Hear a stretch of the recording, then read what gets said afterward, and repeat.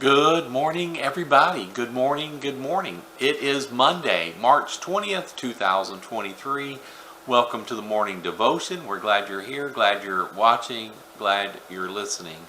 The title of today's devotion, it's a four-part series, so the title is going to be the same for 4 parts. But this is part 1, Rebuilding Your Marriage. Oh, if you've had troubles in your marriage or struggling right now, listen, Rebuilding Your Marriage, Part 1, 4-part series. And the verse utilized comes out of Matthew 7, verse 27, where it says, "The winds blew and beat on that house, and it fell." So, when the storms of life come, if your house isn't squared away, isn't put on the right foundation, it's going to fall. And so that's where this beginning starts. But before we dig in, let's pray. Dear Heavenly Father, we praise you. We thank you for the blessings you pour out on us. And yes, your word tells us that we will have trouble. So, Lord, we need the strong foundation. The foundation of your word, the foundation of you. Oh, we need you. Oh, send your Holy Spirit. Build us up. We thank you for the covenant of marriage. We thank you. We ask that you bless all marriages and that you draw all people to you. Because when we focus on you, we have the right foundation. So Lord, we thank you and praise you for who you are. In Jesus' name we pray. Amen. Amen. So again, the title is Rebuilding Your Marriage, Part 1, 4-part series. And the verse utilized, Matthew 7:27. I'm going to go ahead and it says, "And the rain descended, the floods came." So bad storm. "And the winds blew and beat on that house, and it fell. And great was its fall." If we don't have the right foundation, that sounds like a hurricane, wind and rain and floods. When we don't have the right foundation, it can wash us away. So let's read what the devotionalist has written this morning. It says, "Today, about 50% of all marriages end in divorce. Sadly, that's true whether you're a Christian or not. Sometimes the reasons are circumstantial, such as a job layoff or a home foreclosure. Oftentimes, or other times, it's relational, such as a betrayal of trust or an addiction to drugs and alcohol. If you're committed to rebuilding your marriage, you must learn how to reconnect and work to restore what you once had. In order to accomplish this, you must be willing to enter into the process and commit for the long haul. For the next few days, let's look at 4 key areas. First, you must know the other person. It's a mistake to try and figure out your spouse, put them in a box, and or label them for the remainder of their lives. Oh, that's how they are.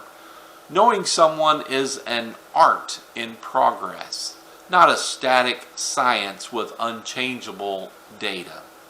Sometimes we feel like our spouses may be unchangeable, but it's just not the case. God can change anyone, everyone. You must view your mate as a mystery who requires ongoing scrutiny and lifelong learning.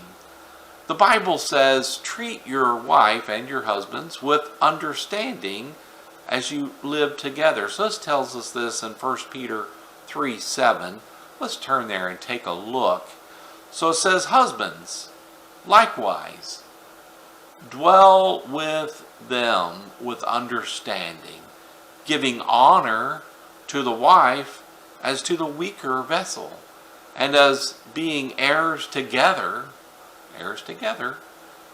of the grace of life, that your prayers may not be hindered." You see, when we dwell with understanding toward each other, and we are Christians, we are co-heirs with Christ of the grace of everlasting life, Well, when we get in contention with each other, it can hinder our prayers. So we need to dwell with each other with understanding, which means we need to get to know the person.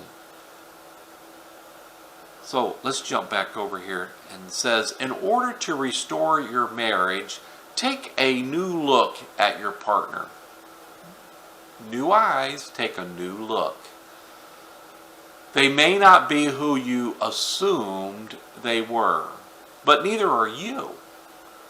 So you must allow room for each of you to evolve and resolve. And I'll just say this, you must apply grace to each other, just like God's grace towards us while we were yet sinners.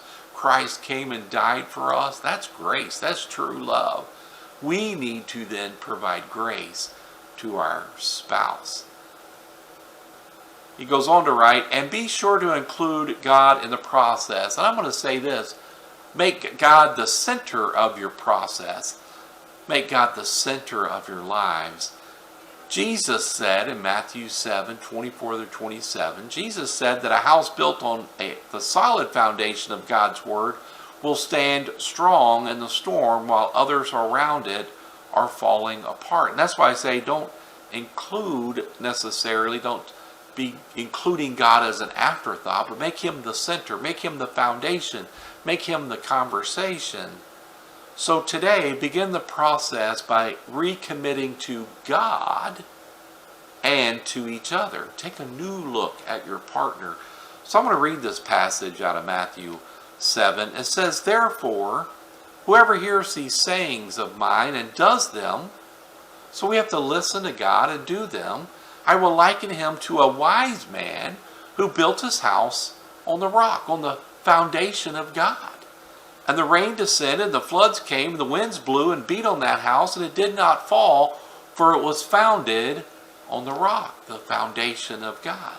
But everyone who hears these sayings of mine and does not do them, so when we reject, when we refuse, when we are staying away from what God desires for us, it says, will be like a foolish man who built his house on the sand. And the rain descended, the floods came, the winds blew and beat on the house, and it fell.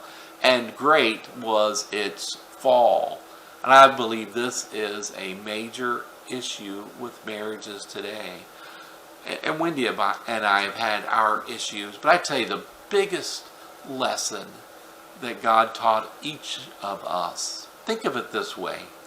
When you get married, you make a vow. I promise to love, honor, and cherish that person. You say, I promise to love, honor, and cherish. And that person says it to you. But here's the secret. When you're making a promise to the other person and you feel betrayed or broken or not being loved or cherished or honored properly, then you feel it's okay for you to break your promise. And that is at the root of why marriages fail today. Here's the secret. If you will focus your life on God, and rather than promising each other in the matrimonial ceremony, if you will promise God, God, I promise to love, honor, and cherish this person, regardless of what they do or regardless of what goes on in life. Oh, I promise God. See, He doesn't fail His promises. Now I have a different standard. I've promised God. And if the spouse does the same thing, makes a promise to God. So, here's the thing. Are you showing your spouse the love, the honor, and the cherishing? Great. Let me challenge you to go one step further. Show God how much you love your spouse. Show God how much you cherish your spouse. Show God how much you honor your spouse. Prove it to God, the promise you made to God, prove it to Him minute by minute, hour by hour, day by day. Lord, I promise to love, honor, and cherish this person, and so I'm going to show you, I'm going to prove my promise to you. Oh, that's a different standard. Do that. Focus on God. Here's the thing. If both the husband and the wife are both focusing on God, at the center of each of their lives. As they draw closer to God, they draw closer to each other. So it makes kind of a triangle, which we kind of look at the Trinity as a triangle. The Father, the Son, and the Holy Spirit, a triangle.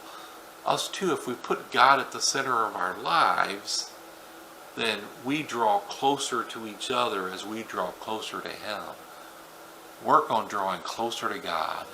Make your favorite conversation with your spouse to discuss the Bible and to discuss God.